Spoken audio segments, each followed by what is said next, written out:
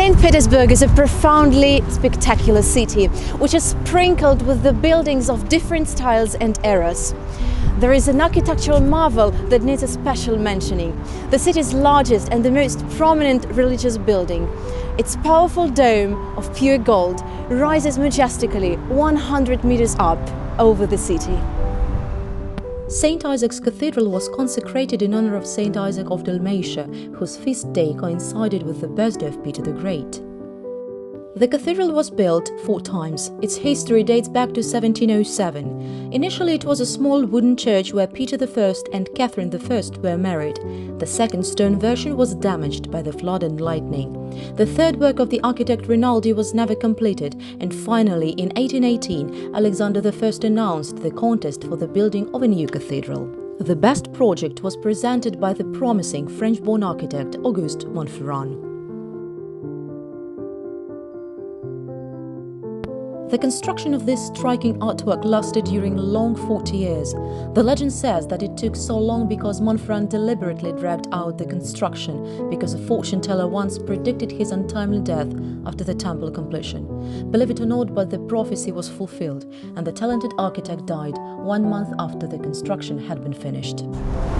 That is the 4th largest dome cathedral in the world, after the Basilica of St. Peter in Rome, St. Paul's in London and St. Mary in Florence. But not only the striking image enhanced the visitors, but also the numbers connected with the cathedral.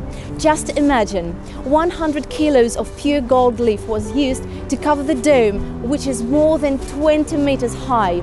Also, 112 monolith columns were sailed from the distance of more than 100 kilometers from St. Petersburg.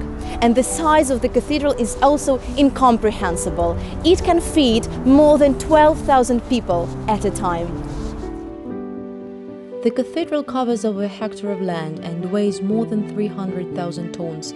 From 4 sides, it is surrounded with the enormous column porticos topped with bas-reliefs of religious scenes.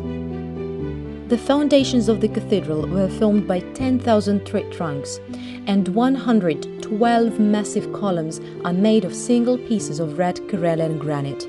More than 40 types of different stones were used for the lavish decoration. The cathedral stands on a high drum and is crowned by a gold Greek cross, 4 bell towers and small gold-plated domes. If you climb up 262 steps on the spiral staircase to the colonnade of St. Isaac's Cathedral, you'll be rewarded with the best panoramic vista of St. Petersburg from the bird's-eye view, reaching all the way to the horizon.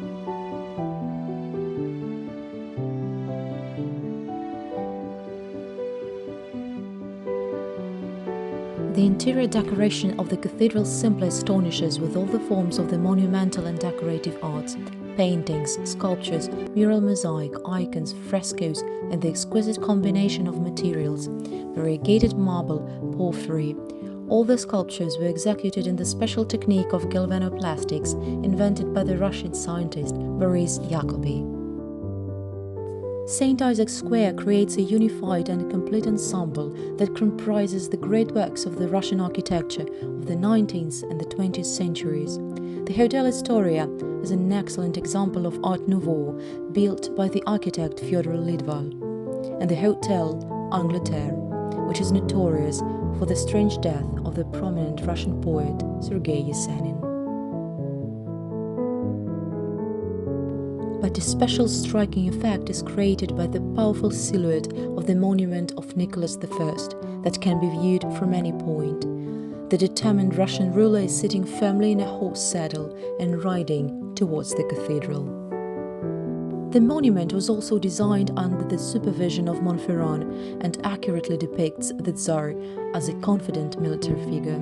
This equestrian monument was a really technical marvel, as it has only 2 points of support for the entire sculpture: the feet of the rearing horse. On the pedestal we can see 4 allegorical female figures personifying the Christian virtues: strength, wisdom, justice and faith. It is said that their faces resemble the wife and 3 daughters of Nicholas I. The sparkling dome of St. Isaac's Cathedral looms majestically above the city and can be seen from the dozens of kilometers away, emphasizing not just the exquisite harmony of the grandiose edifice, but the majestic power of the whole city.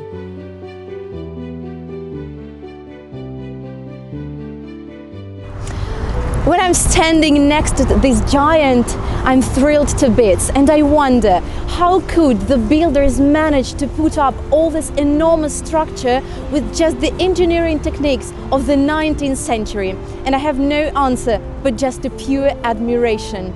That is a real example of how infinite the human art genius is.